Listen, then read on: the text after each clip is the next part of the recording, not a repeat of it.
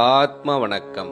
ஆத்மபிதா சுவாமி சிவானந்த பரமஹம்சர் அவர்கள் அருளிய 3 தேகங்கள், ஸ்தூலம், சூக்ஷ்மம், காரணம். இப்படி 3 தேகங்கள் எவையவை என்று நீர் எண்ணியிருக்கின்றீர்? ஸ்தூலம் என்பது இதுவரை தேகம் என்று சங்கற்பித்த இக்காணுகின்ற ஜடமாகும் என்றும், காரணம் என்பது அவித்தையாகி, அதாவது வித்தையில்லாமல் ஒன்றும் அறியாமல் இருக்கின்ற சுழுப்தியாகும் என்றும், சூக்ஷ்மம் என்பது மனம் என்றும் ஆகும்.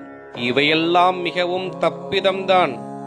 ஏனென்றால் நீர் சொல்லியவாறு 3 தேகங்கள் உண்டாவதற்கிடமில்லை. எனில் ஸ்தூலம், சூக்ஷ்மம், காரணம் என்று சொல்லுபவை ஜீவனும், அந்த ஜீவனின் சலனமாயிருக்கின்ற சக்தியாகிய மனமும், அதிலிருந்து உண்டாகிய மாயையாகிய அகங்காரமும் ஆகும். இக்காணுகின்ற ஜடத்தை, அதாவது உடம்பை, ஒரு காலும் ஸ்தூல தேகம் என்று சொல்லக்கூடாது. ஏனென்றால் சூக்ஷ்ம தேகம் என்பது மனம் என்று நீர்தானே சொல்லுகின்றீர். அந்த மனம் ஸ்தூலம் என்று சங்கற்பிக்கின்றதாகிய இந்த ஜடத்திலேயே என்றும் சொல்லுகின்றீர். ஸ்தூலம் என்பது தடித்ததும், சூக்ஷ்மம் என்பது சிறியதாயிருக்கின்றதும் ஆகின்றன. மிகவும் சிறியதாயிருக்கின்ற பொருள் மனமாகும். மிகவும் சிறியதாயிருக்கின்ற மனத்தில் இருந்தாகும் இக்காணுகின்ற உலகு உண்டானது. அந்த மனத்திலேயே தான் உலகம் இருக்கின்றதும்.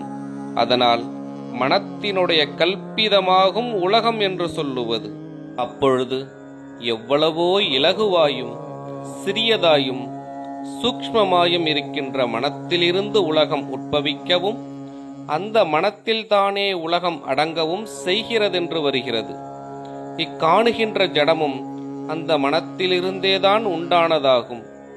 மனம் இல்லையானால் ஜடம் உண்டாவதில்லை. அதனால் சூக்ஷ்மமாயிருக்கின்ற மனத்தினால் உண்டாக்கப்பட்டதாகும் ஜடம்.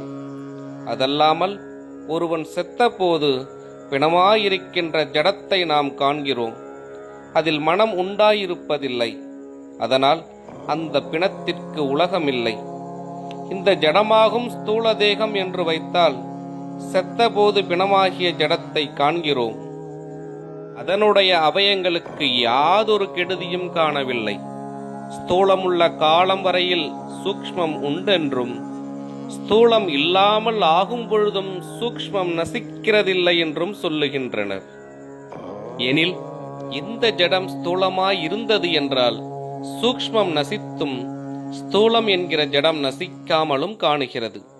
அதனால் இந்த ஜடத்திற்கு ஒரு காலமும் ஸ்தூலம் என்று சொல்லக்கூடாது.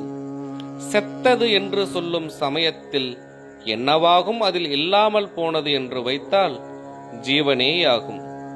அதனால் அந்த ஜீவனாகும் ஸ்தூல தேகம், அந்த ஜீவனாயிருக்கின்ற ஸ்தூல தேகத்தில் உள்ளதாகும் சூக்ஷ்மமாயிருக்கின்ற மனம். 3 தேகங்கள் தொடரும். ஆத்ம வணக்கம்.